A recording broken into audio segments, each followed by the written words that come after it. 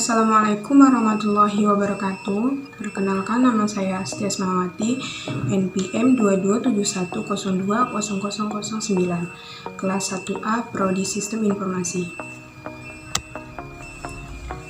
Di sini saya akan menjelaskan materi yaitu flowchart. Pengertian dan definisi flowchart.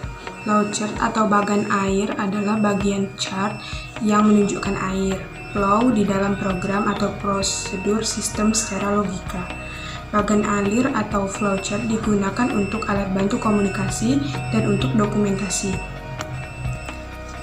Selanjutnya ada jenis-jenis flowchart. Yang pertama ada bagan alir sistem.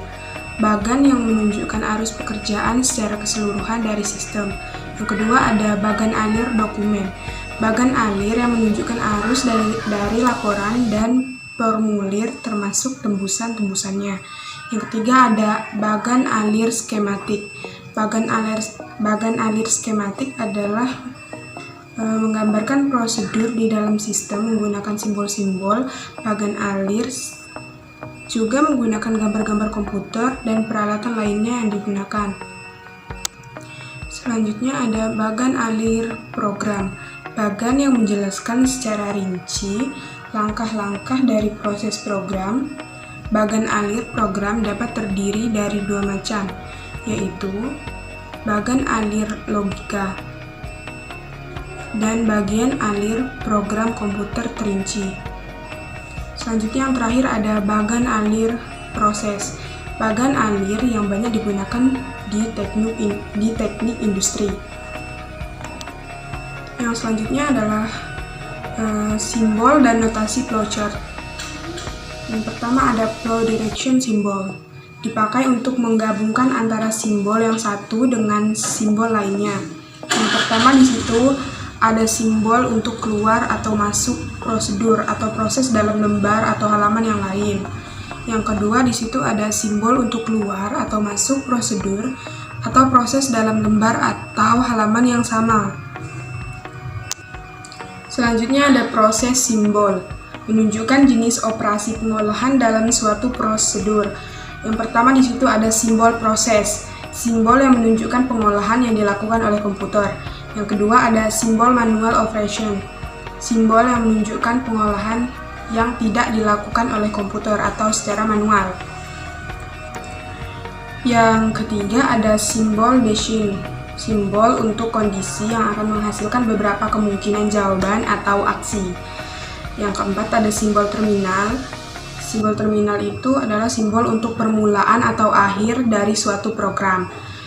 Yang kelima ada simbol prepare. Simbol prepare itu untuk simbol pemberian harga awal. Selanjutnya yang keenam ada simbol offline stores. Simbol itu digunakan untuk penyimpanan yang tidak dapat diakses oleh komputer secara langsung. Dan yang terakhir ada simbol manual input. Simbol untuk memasukkan data secara manual dari keyboard. Selanjutnya simbol input dan output. Yang pertama ada simbol input, output, simbol yang menyatakan proses input dan output tanpa tergantung dengan jenis peralatannya. Selanjutnya yang kedua ada simbol magnetic tape unit. Simbol yang menyatakan input beserta pita magnetik atau output disimpan di pita magnetik.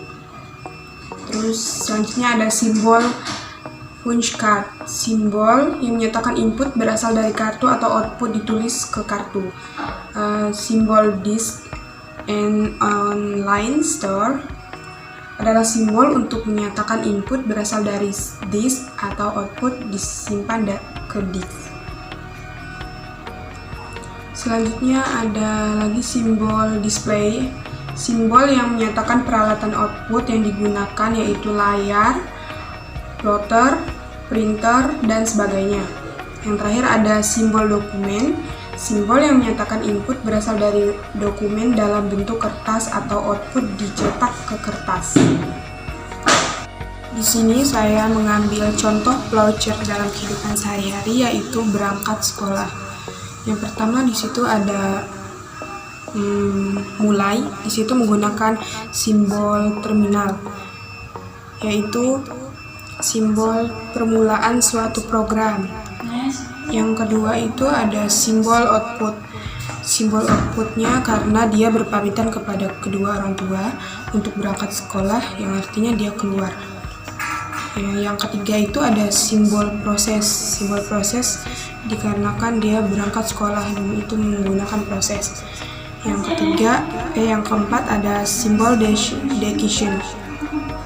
Simbol decision ini adalah kondisi yang akan menghasilkan beberapa kemungkinan, dan di situ gambarnya ada misal berangkat sekolah dengan menggunakan ojek online, atau bisa kalau sekolahnya dekat bisa berjalan kaki. Yang kelima ada dalam perjalanan, itu menggunakan simbol proses karena dia sedang berproses dalam perjalanan menuju ke sekolah. Yang keenam, selanjutnya sampai di sekolah, dan itu menggunakan simbol input. Dan yang terakhir selesai. Situ karena selesai menggunakan simbol terminal lagi. Nah, simbol terminal itu untuk menggunakan permulaan suatu program atau mengakhiri suatu program. Sekian penjelasan dari saya. Terima kasih. Wassalamualaikum warahmatullahi wabarakatuh.